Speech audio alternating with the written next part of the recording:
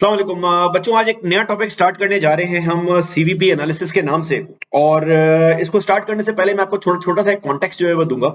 हमने इससे पहले वाले लेक्चर के अंदर बात की थी अबाउट कॉस्ट क्लासिफिकेशन, कि कॉस्ट के बिहेवियर जो है वो किस टाइप के होते हैं।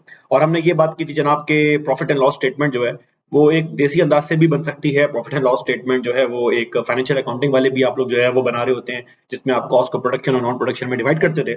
और वही कॉस्ट को हम जो है वो क्या कहते हैं मैनेजमेंट अकाउंटिंग के अंदर वेरिएबल और फिक्स के अंदर बात कर रहे होंगे। तो हमारा जो इसका पहला टॉपिक है, जिसका नाम ही सीवीपी एनालिसिस है, बेसिकली ये टॉपिक प्रॉफिटेबिलिटी के साथ रिलेशनशिप चेक कर रहा है कॉस्ट का with respect to changes in volume. तो आए जरा इसके बारे में बारी बारी बात करें और थोड़ा सा मैं आपको बैकग्राउंड दूं कि एग्जैक्टली किस तरह से हमारे पास जो है वो ये सारी चीजें फॉल कर रही होती हैं और हमें इसको किस तरह से लेकर मूव करना है। तो आए जरा बात करें इसके ऊपर।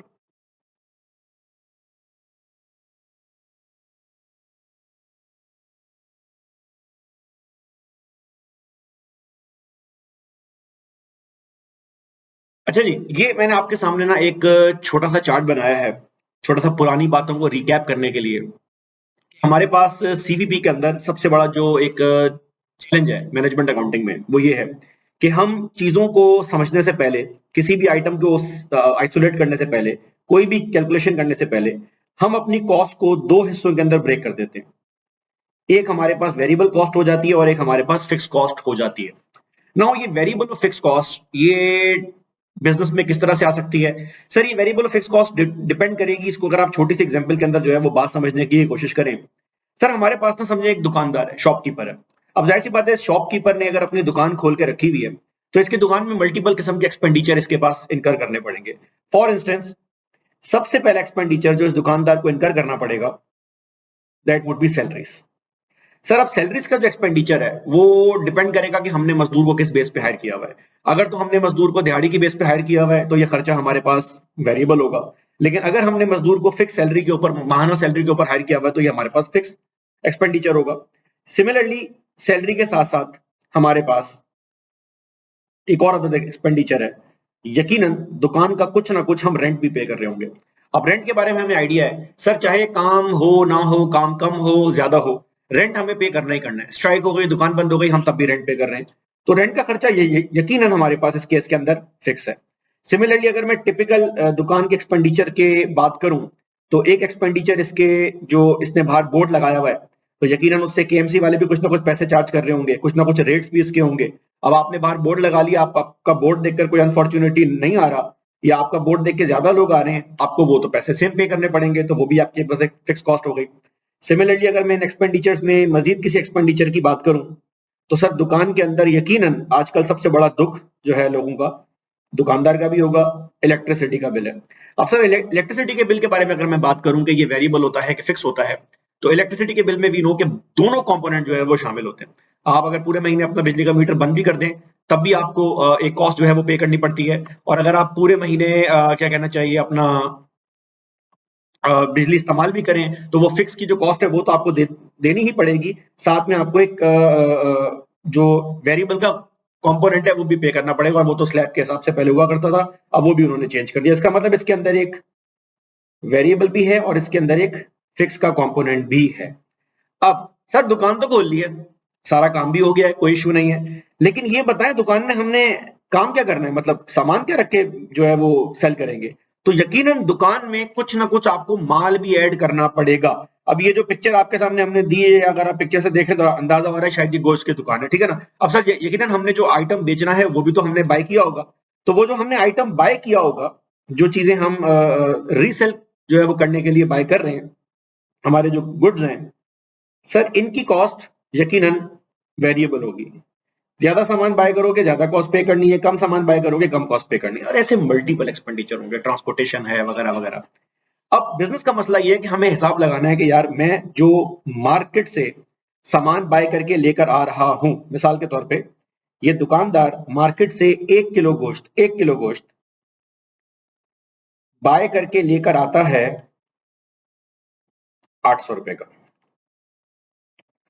और ये 1 किलो गोश्त जब ये अपनी दुकान पे रख के सेल कर रहा होता है तो ये बेच रहा होता है 1200 रुपए का। अब दुकानदार का इशू ये है कि यार मैं एक आइटम 800 रुपए का बाय कर रहा हूं और 1200 रुपए का बेच रहा हूं, 400 रुपए मेरी जेब में आ रहे हैं, लेकिन ये 400 रुपए तो मेरी जेब में तब आ रहे हैं जब मैं 1 किलो माल बेच रहा हूं। अगर मैं 2 किलो माल बेचूं, 3 किलो माल बेचूं, 4 किलो माल बेचूं, तो हर एक केजी के ऊपर मेरे पास 800 रुपए मेरी जेब में आना स्टार्ट हो जाएंगे। अब ये जो मेरी जेब में हर एक केजी के ऊपर माजूरत 400 रुपए आना स्टार्ट हो जाएंगे, ये जो प्रॉफिट मेरे पास आ रहा है, इस प्रॉफिट को हमारी जबान में कंट्रीब्यूशन बोला जाता है। तो जरा back to the original mind map. Original mind map में मैंने आपको बताया कि हमारा जो काम का इसमें माइंड मैप है, दैट इज मैनेजमेंट अकाउंटिंग, जहां हमने कॉस्ट को दो हिस्सों में अंदर ब्रेक करना है, वेरिएबल कॉस्ट और फिक्स कॉस्ट। सर हम लोग पहले अपनी वेरिएबल कॉस्ट को माइनस करके ये चेक करते हैं, क्योंकि वेरिएबल कॉस्ट एक वो एक्सपेंडिचर है, आपने हो सकता है बहुत सारे लोग जो फर्स्ट टाइम ये लेक्चर देख रहे हो उनके दिमाग में आएगा सर वेरिएबल कॉस्ट को ही पहले माइनस क्यों करना है, मतलब आप फिक्स कॉस्ट को पहले माइनस क्यों नहीं कर रहे। मेरा बच्चा, वेरिएबल कॉस्ट इन दोनों एक्सपेंडिचर में से वो एक्सपेंडिचर है जो सेल्स की एक्टिविटी के ऊपर डिपेंड कर रहा है।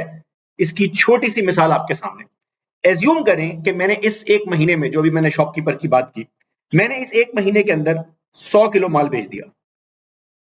अगर मैंने 100 किलो माल बेच दिया है तो 100 किलो माल बेचने के बाद मेरे प्रॉफिट एंड लॉस किस तरह से माइनस हो रहे होंगे, याद रखिएगा।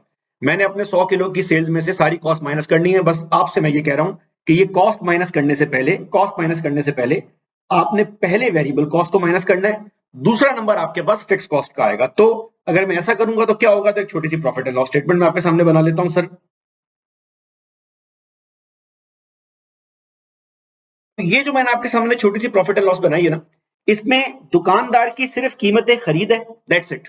इसने ये मार्केट से माल लाया, 800 रुपए लगाए, 1200 रुपए का बेच दिया, 40,000 इसकी जेब में आ गए। मेरा बच्चा, ये 40,000 जो इसकी जेब में आए हैं ना, ये 40,000 हमारा कॉन्क्लूसिव प्रॉफिट नहीं है, ये वो पैसे नहीं है जो लेके मैं घर जाऊंगा।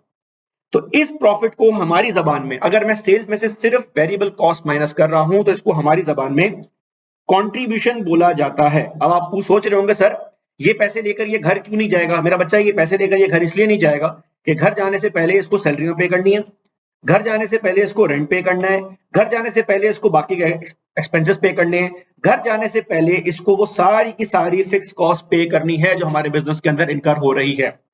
अब यकीनन मुझे फिक्स कॉस्ट का भी हिसाब लगाना है। एज्यूम कर लें इस केस के अंदर मेरी फिक्स कॉस्ट आ रही है जिसमें सैलरीज हैं, रेट्स हैं, वगैरह वगैरह सब कुछ मिला के, इनफैक्ट मैं यहां मेंशन कर देता हूं, ये सब कुछ मिला के मेरे पास 30,000 आ रहा है। इसका मतलब ये हुआ कि मैं at the end of the month जेब में 10,000 रुपए लेके घर जा सकता हूं।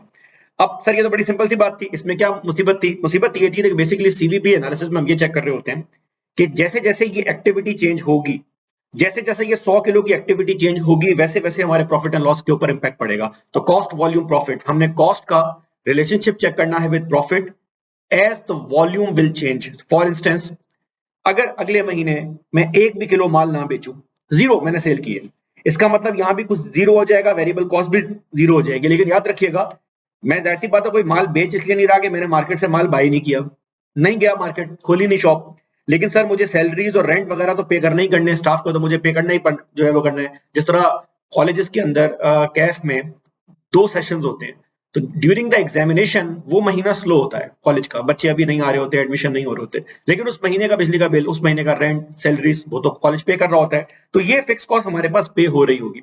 तो बेसिकली इस टॉपिक के अंदर कॉस्ट वॉल्यूम प्रॉफिट में हम एक मोटा मोटा हिसाब किताब लगाते हैं, जिसको हमारी जबान में back of the paper working भी बोला जाता है। कि आप कोई भी अपना कल को बिजनेस स्टार्ट कर रहे हैं, दुकान खोल रहे हैं, स्टॉल खोल रहे हैं, कोई भी ऐसा काम आप कर रहे हैं, तो अगर आप अपने बिजनेस को इंक्रीज करना स्टार्ट करेंगे, वॉल्यूम किसी महीने कम होगा, किसी महीने ज्यादा होगा, तो आपके खर्चे और आपके प्रॉफिट के ऊपर क्या इंपैक्ट आएगा। जाहिर सी बात है, अगर आपने नया बिजनेस खोला हुआ है तो आपकी एक ख्वाहिश तो ये होगी कि भैया मैं प्रॉफिट अर्न करूं, लेकिन आपके साथ में दिल में एक खौफ भी होगा कि अगर प्रॉफिट अर्न ना हुआ तो क्या होगा। अगर ये दुकान बिल्कुल बंद हो गई, 100 किलो के माल की जगह मैंने 0 kg भेजा, अभी पहला महीना है, एक्टिविटी हुई नहीं है, तो उस महीने में क्या होगा सर? उस महीने में मेरी सेल भी जीरो होगी, उस महीने में मेरी वेरिएबल कॉस्ट भी जो है वो जीरो होगी, कंट्रीब्यूशन भी जीरो होगा, लेकिन सर मुझे फिक्स कॉस्ट पे करनी पड़ेगी। That fix cost is the maximum loss जो मुझे अफोर्ड करना है, जो मुझे बेयर करना है। कंपनी ये अंदाजा लगाती है ये लॉस हम कितनी जल्दी रिकवर कर सकते हैं। आइए इसको देखें नेक्स्ट स्टेज के अंदर, नेक्स्ट स्टेप के अंदर, with the help of some basic examples, जिससे आपको आइडिया होना स्टार्ट होगा।